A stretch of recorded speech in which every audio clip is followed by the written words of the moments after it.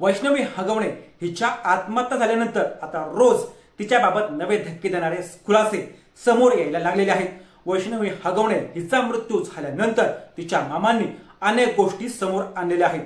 वैष्णवीचं मुळातच हे love marriage होतं आणि तिचे वडील आयसीयू मध्ये दवाखान्यात असताना त्यावेळी त्यांच्यावर उपचार सुरू होते, तेव्हाच वैष्णवीने पळून जाऊन लग्न करण्याचा निर्णय घेतल्याचं तिच्या मामांनी सांगितलं होतं।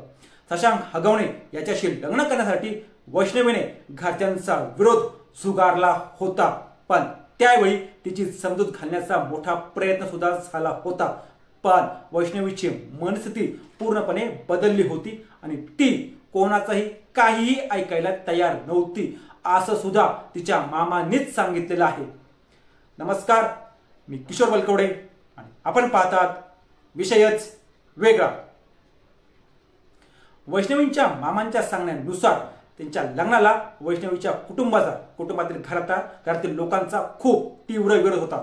वडील आजारी असूनही तिने शशांक सोबत पळून जाऊन लग्न करण्याची तयारी केली होती, पण या गोष्टीची वेळेत माहिती तिच्या कुटुंबाला मिळाली आणि चार चौघात समाजातील प्रतिष्ठेच्या कारणामुळे या लग्नाला मान्यता दिली गेली।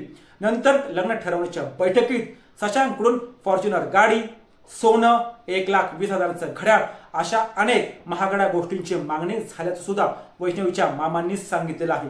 त्यानंतर एकदम शाही थाटात जोरात वैष्णवीचं लग्न लावून देण्यात आलं आणि लग्नानंतर अवघ्या 6 महिन्यातच वैष्णवीने आपल्या मामाला सांगितलं होतं, मामाला फोन केला होता आणि त्या फोनवर तिने सांगितलं की तिचा निर्णय चुकीचा होता आणि तेव्हापासून तिच्या वागणुकीत आणि बोलण्यात खूप मोठा फरक तिच्या मामांना जाणू लागला होता। तिच्या आयुष्यात काय घडत होतं हे ती स्पष्ट सांगू शकली नव्हती, पण मामा माझी चूक झाली हे ती वारंवार म्हणायची असं सुद्धा तिच्या मामांनी स्पष्ट सांगितलेलं आहे। राजेंद्र हगवणे आणि त्यांच्या मुलांना आता अटक करण्यात आली असून वैष्णवीच्या मृत्यूने राज्यभरात खळबळ माजलेली आहे।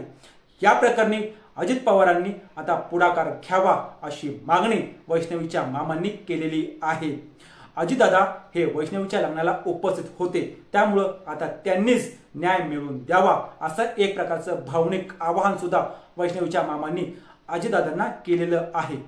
पोलीस तपासात आता अजून रोज नवीन तपशील काय येत आहेत याकडे सर्वांचं लक्ष लागलेलं आहे आणि या प्रकरणाचा निकाल काय लागतो, हगवणेंना काय शिक्षा होते याकडे सगळ्या राज्याचं डोळे लागलेले आहेत। असेच रोजच्या रोज नवीन व्हिडिओ पाहण्यासाठी आमच्या चॅनलला सबस्क्राईब करा।